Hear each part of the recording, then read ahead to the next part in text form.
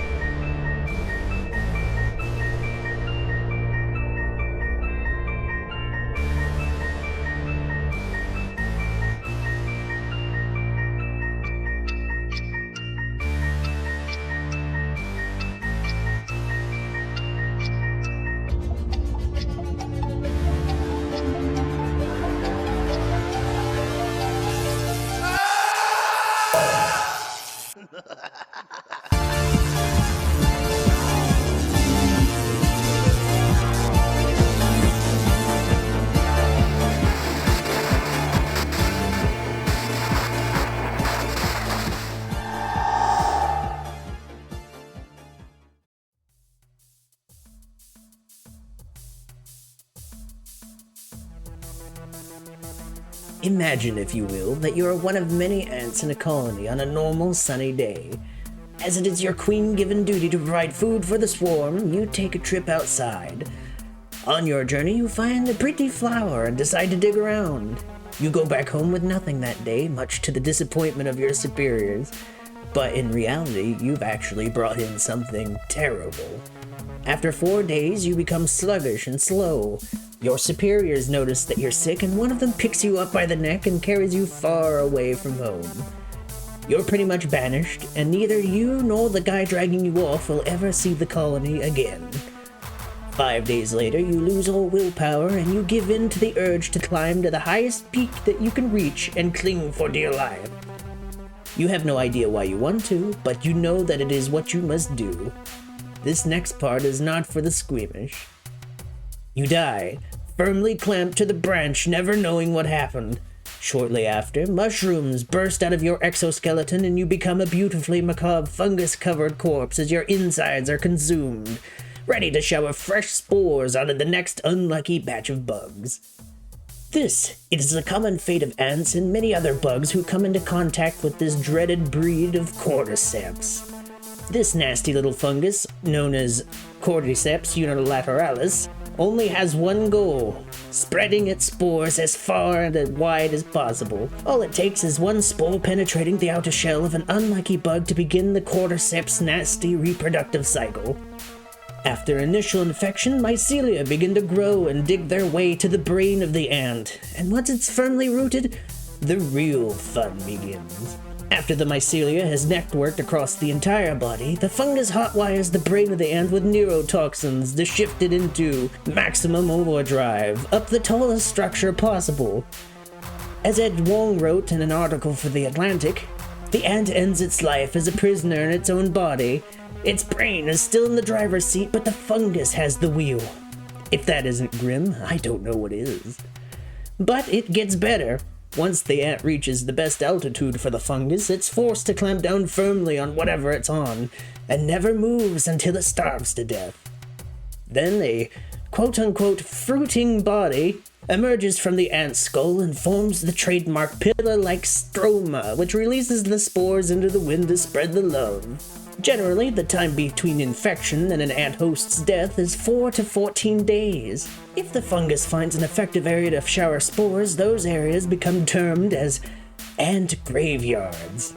Depending on the progression of the fungus, these areas could contain anywhere from a few insectoid corpses to a miniature hellscape of hundreds of ruptured ant bodies, all of them clinging to branches and stems for what was left of their dear lives.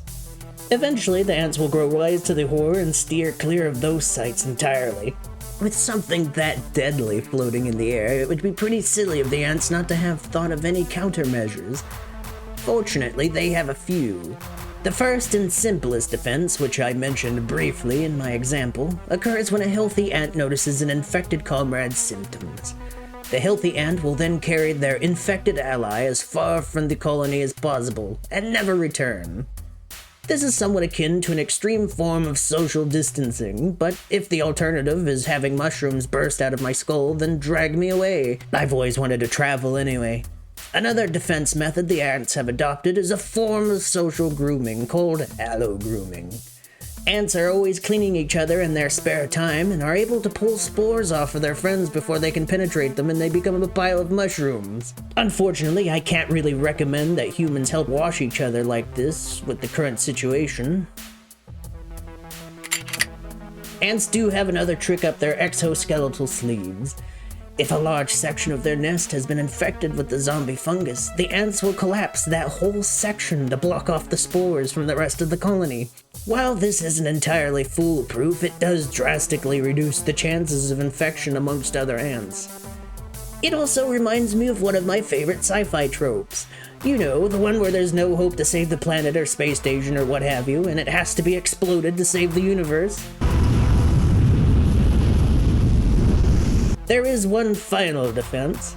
Most species of ants are also able to spray natural fungicide along every wall in their colony, which effectively exterminates a high percentage of spores that enter the nest. Without this adaptation, it's likely that Cordyceps would have wiped out the ants many years ago, or at least come close. After that, I hypothesized the fungus would have moved on to bigger and better things. Maybe even certain two-legged mammals. With all the interest in Cordyceps that has been drummed up recently by media outlets such as video games,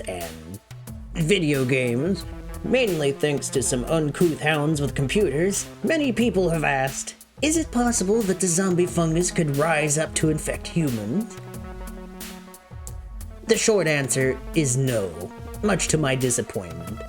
While this ravenous fungus can infect spiders, wasps, ants, and several other forms of insectoid, it seems that the human body is more adept with dealing with the spores thanks to their superior immune systems. You can sleep peacefully, for now. In fact, much to my surprise, humans worldwide ingest Cordyceps safely. Chinese agriculturists have been using Cordyceps in traditional Chinese medicine for years, but no clinical trials have been done at this point in time. I'll pass on consuming any myself though. One stray mutation and boom, mushroom head.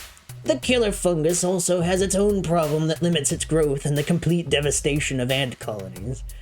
This fungus often struggles with a fungal hyperparasite.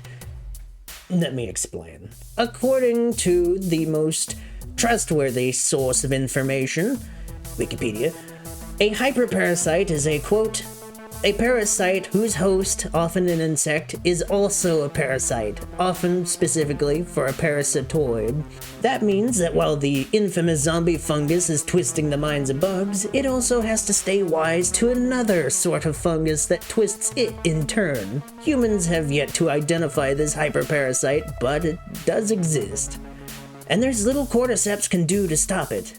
Watch out, Cordyceps. While the Ophiocordyceps unilateralis is a creeping killer in the insect world that has inspired many video game developers to bring us fresh mushroom-infested nightmares, humans have nothing to worry about for the time being.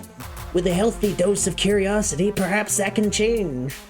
Only time will tell. Thank you all so much for sticking around until the end of our very first episode. And since you're here, I'd like to take a moment to thank those that made this all possible. Firstly, Tazzy Kisses Kill. It's thanks to her that I was able to get this project started due to all of our support. She does streams, so if you like those, feel free to go check her out at twitch.tv/TazzyKissesKill with one L, and be sure to follow her if you enjoy the show. Secondly, William Ludington. He is a talented artist that sets quality before all else and has helped us out with some art for the channel. He does commissions, so if you like what you see here, you can go over to his website in the description below to buy up all the masterpieces you can. Thirdly, my main man Grayson. He is a musician with a heart of gold and has been a great contributor to this channel. Finally, Lithish. Without their assistance, the channel's vision would have never been realized. They brought my bony self to life and have been a great help as the channel's head artist and script editor.